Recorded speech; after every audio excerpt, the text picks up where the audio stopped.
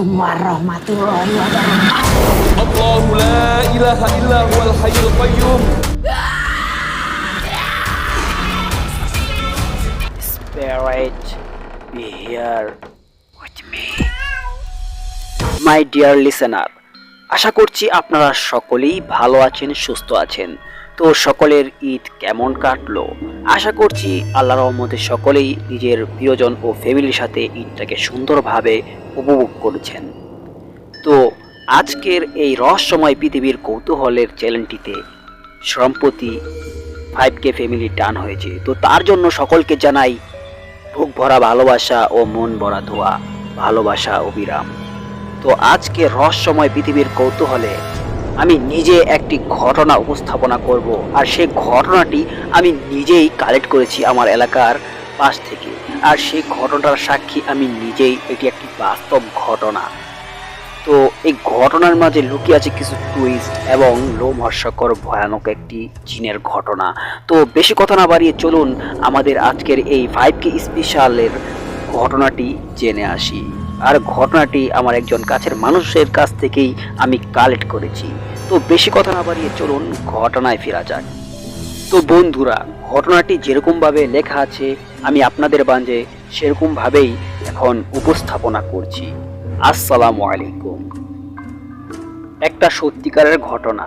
ঘটনাটা ঘটেছে আমার আম্মুকে নিয়ে। আমার আম্মু তখন গর্ভবতী ছিল। রাত তখন 3টার কাছাকাছি। আম্মুর অনেক প্রসাবের চাপ ধরে, কিন্তু তখন আম্মু একলা ছিল। আমার দাদি অনেক আগের যুগের মানুষ ছিল।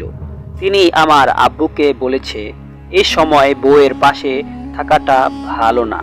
সেই জন্য আমার আব্বুকে একটা একলা ঘরে আটকায়া রাখে।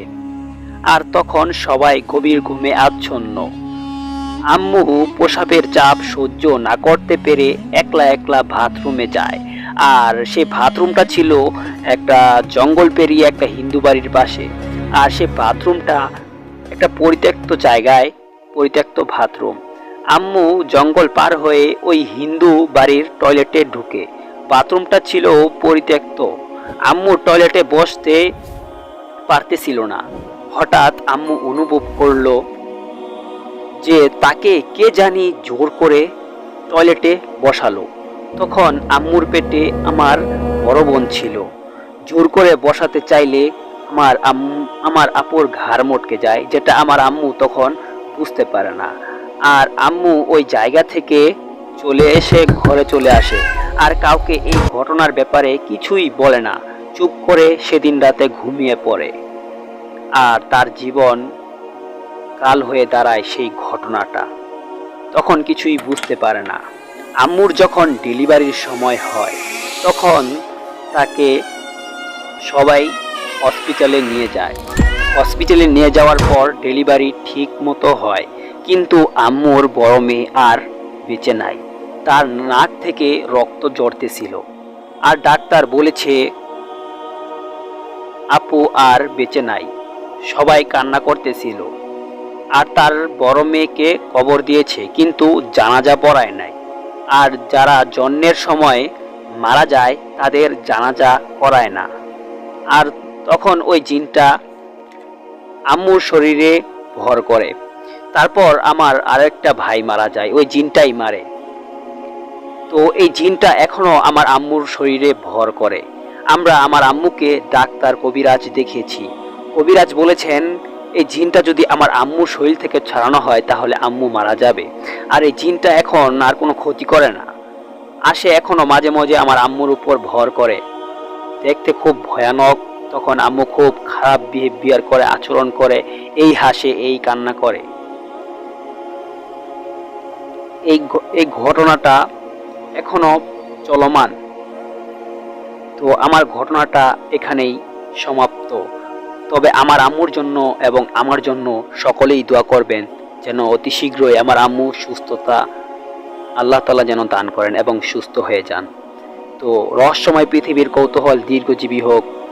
আল্লাহ হাফেজ। তো এই ঘটনাটার সাক্ষী আমি ফাহিম নিজেই, এবং এই ঘটনাটি আমি আমার নিজের একজন মডারেটর দিয়ে কালেক্ট করেছি এবং আমি নিজেও এই ঘটনাটা দেখেছি। তো অবশ্যই অবশ্যই কমেন্টে লিখে জানাবেন এই ভয়ঙ্কর ঘটনাটা আপনাদের কাছে কেমন লাগলো। আর এটা একটা বাস্তব ঘটনা।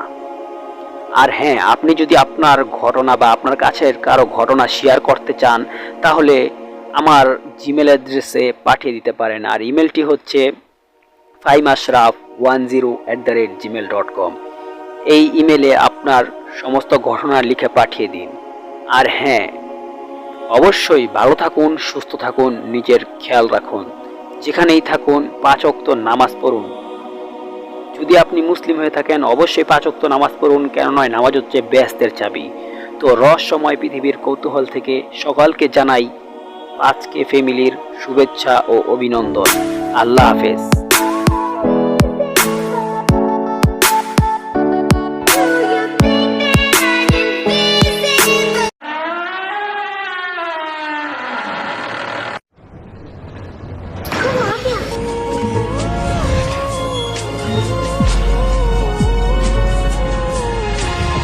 রহস্যময় পৃথিবীর কৌতূহল।